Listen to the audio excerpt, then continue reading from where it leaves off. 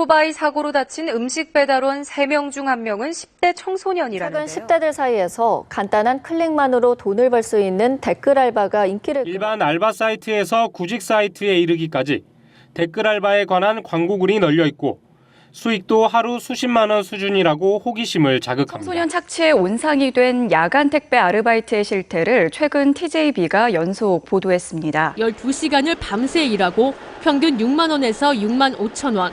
최저 시급에도 못 미치지만 택배업체는 미성년자라는 이유로 급여를 깎아내린다고 말합니다. 소액 알바랍시고 미성년자들을 유인, 동원한 건데 나중에 가서는 알바비도 제대로 주지 않았습니다. 이용만 당한 청소년들 경찰 도움도 못 받고 있습니다. 인터넷에 10대 알바를 검색하면 보이는 수많은 기사들, 그리고 그러한 일들이 단순한 기사거리가 아니었던 사람들. 10대 아르바이트, 여러분은 어떻게 생각하십니까?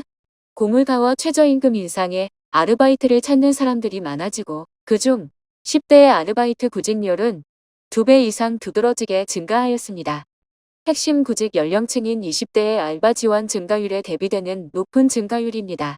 10대 청소년 5명 중 1명은 아르바이트 경험이 있다고 답하였으며 아르바이트 지원 연령대는 점점 낮아지는 추세입니다. 10대 학생들이 아르바이트를 하는 이유는 무엇일까요? 아르바이트를 하는 10대 청소년들을 만나 이야기를 들어보았습니다. 고1 6월 달부터 시작을 했었어요. 중학교 3학년 말부터 짬뽕집에서 시작을 했어요. 처음에 진로가 요리 쪽이라서 경험도 쌓을 겸 용돈도 하려고 좀 시작하게 됐어요. 저는 식당 창업하는 게 꿈이라서 경험도 쌓고 돈도 벌고 싶은 생각에 시작하게 됐습니다. 만약 가게 창업을 하게 될 경우에 현재 알바를 통해서 서비스업에 대해서 좀 생각이 없었는데 서비스업이 되게 엄청나게 중요하다는 걸 좀 알게 되었던 것 같아요.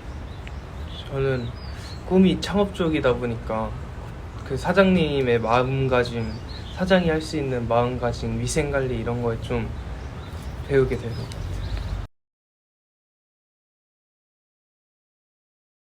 같아요. 주변 친구들도 다 알바를 하고 있고 저희 식당만 해도 성인이 1명 빼고 다 미성년자, 다 10대고 주변 친구들만 봐도 10대가 많고 살짝 하고는 싶은데 좀 막상 하기는 좀 두렵고 그렇다 보니까 좀 안 하는 경우가 많더라고요.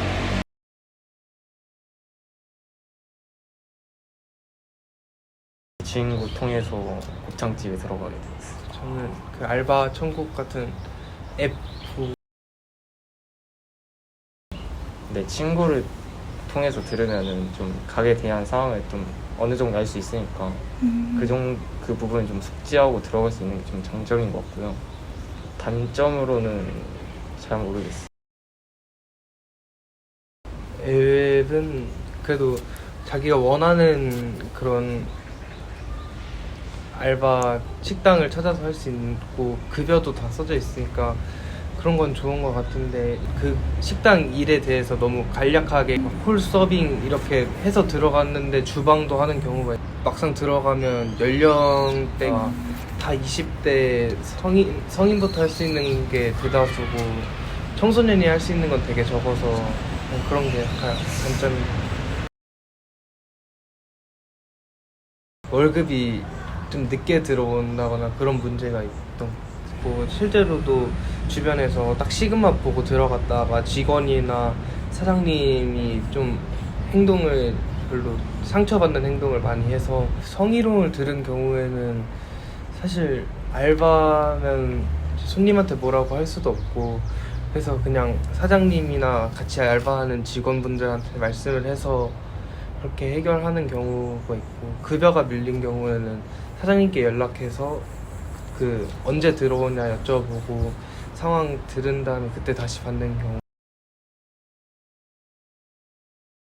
좀 어느 정도는 학교에서 교육을 받기는 받았었는데 자세한 건 또 기억이 안 나기도 해서 자세하게 상황이 닥치면 그렇게 못할 것 같아요. 정확히 숙지하고 있진 않아서. 인터뷰와 설문조사 결과 10대 학생들이 아르바이트를 찾는 이유는 다양했습니다. 또한 아르바이트를 하는 10대들은 다양한 문제로 상처를 받고 있었는데요. 문제점에는 10대 알바생에 대한 부정적 인식과 급여 문제, 성희롱, 비공식 계약 등이 있었습니다. 이러한 상황에 대해 전문가의 의견을 들어보았습니다.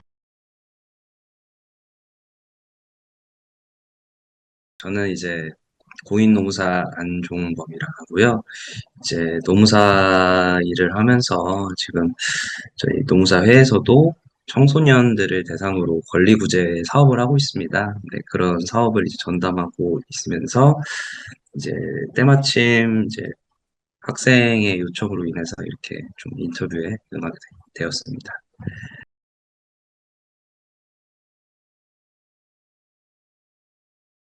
과거보다는 이제 근로기준법에 대한 사람들의 인식이 많이 높아졌어요. 사업주의 인식도 높아졌고, 근로자들의 인식이 높아졌죠. 예를 들어, 과거에는 뭐, 근로기준법에 관해서 물어볼 만한 데가 없었는데, 요즘은 네이버나 유튜브 같은 매체를 통해서 많이 접할 수 있다 보니까, 많이 이제 임금체불이나 뭐, 주유미지급, 연차미지급, 이런 것들은 많이 사라졌어요.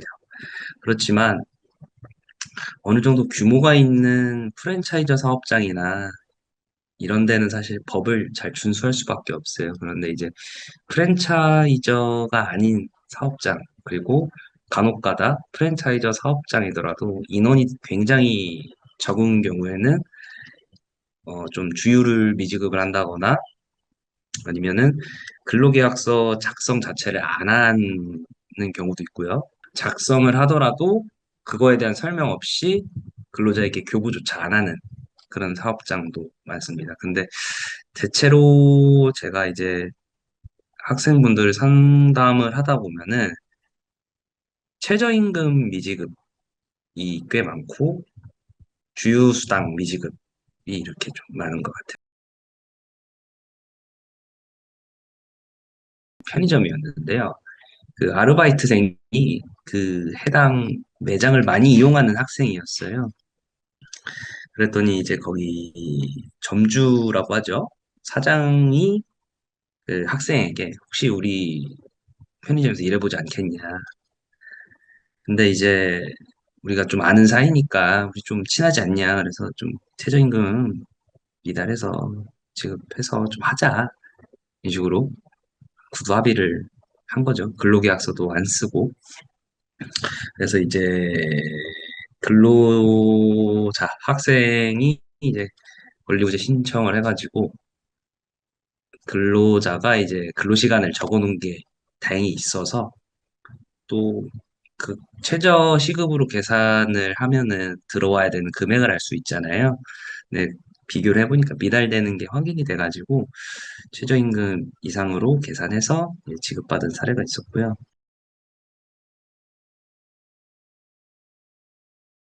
첫 번째로 문제 인식을 할 수 있어야겠죠? 내가 이제 최저임금 미만으로 지급받고 있는지, 주유를 지급받고 있지 않다는 건지, 아니면 내가 연차 휴가를 받아야 되는데 못 받고 있다는 건지, 일단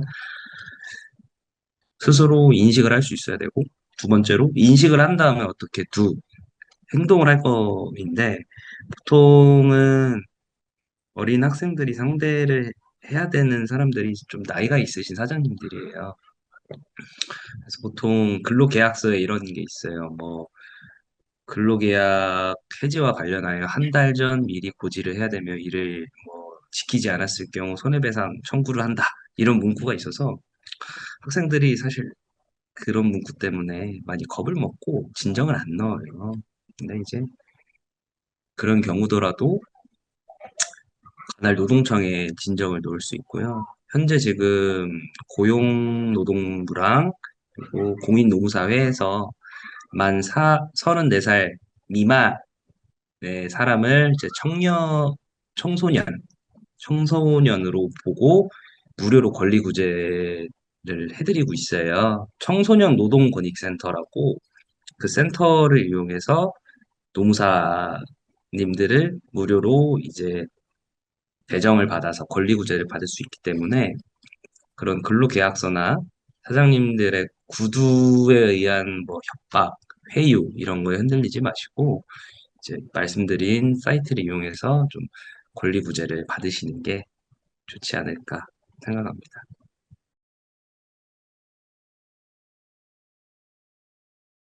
고용노동부 밑에는 각 지역마다 노동청과 지청이 있어요. 노동청과 지청이 각 지역별로 회사들을 점검을 나가요. 점검을. 이 회사가, 이 매장이 근로기준법을 준수를 하는가. 근데 사실 업체에 비해서 이런 것들을 나가시는 감독관님들의 수가 굉장히 적어요. 그렇기 때문에 노동 사각지대가 형성이 되는 거고, 이런 거를 해결하기 위해서 사실 계몽이 필요하죠. 네, 사업주들에 대한 계몽이 필요하고, 교육을 제공했음에도 개선이 안 되는 사업주들 같은 경우에는 누적되는 거에 비례해서 좀 제재가 필요하지 않나 생각해요. 왜냐하면 보통 임금 체불이나 이런 것들이 발생하면 그 미달하는 금액 주고 보통 취하하는 걸로 끝나거든요. 그래서 사업주분들도 자기도 모르게 뭐 안 걸리면 안 걸리는 거고 걸리면 그때 지급하지라는 마인드를 가지신 분들이 되게 많아요. 꽤나. 그래서 이제 그런 분들 때문에 문제가 발생하는 거고, 그거에 대한 좀 법적인 제재가 좀 있어야 되지 않을까. 그리고 법적인 제재 전에 국가 차원에서 좀 교육을 어떻게 좀 제공을 하는 걸 좀 고려해야 되지 않을까 싶습니다.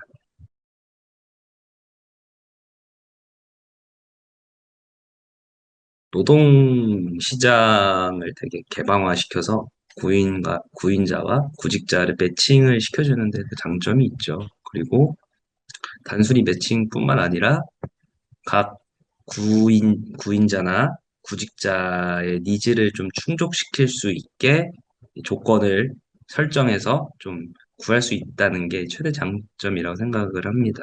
단점으로는 정상적인 아르바이트를 표방한 불법적인 일을 시행하는 좀 업체가 많아요.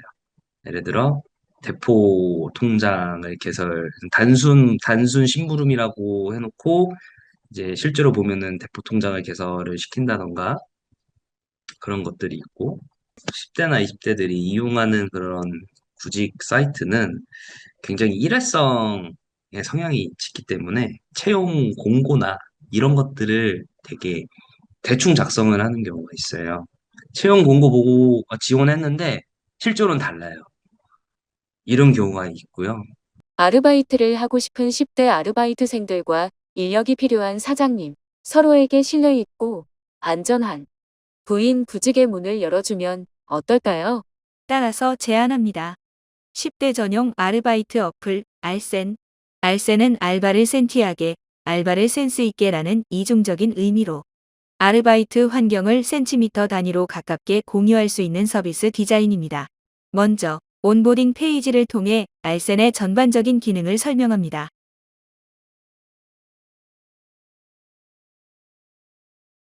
(10대가) 자주 사용하는 SNS 연동 로그인을 통해 간편한 시작을 도와줍니다.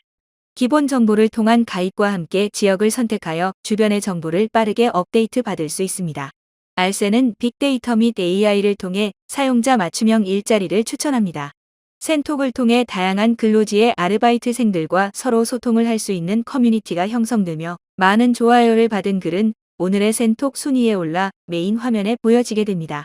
사용자에게 문제가 생겼다면 알센에 등록된 든든한 노무사를 통해 유무료로 도움을 받을 수 있습니다. 캘린더를 통해 사용자의 일정 및 급여 관리를 도와주며 필요시 근로지의 급여 담당자와 공유할 수 있습니다. 스크랩 페이지를 통해 관심 있는 근로지를 저장하고 쉽게 관리할 수 있습니다. 알센에 등록되는 모든 근로지는 자체 평가를 통해 인증된 기관입니다. 추후 공개될 메타버스 세계 알센 마을을 통해 알바생들 간의 실시간 소통이 가능하며 근무 관련 교육 이수 또는 면접을 비대면으로 할 수 있습니다.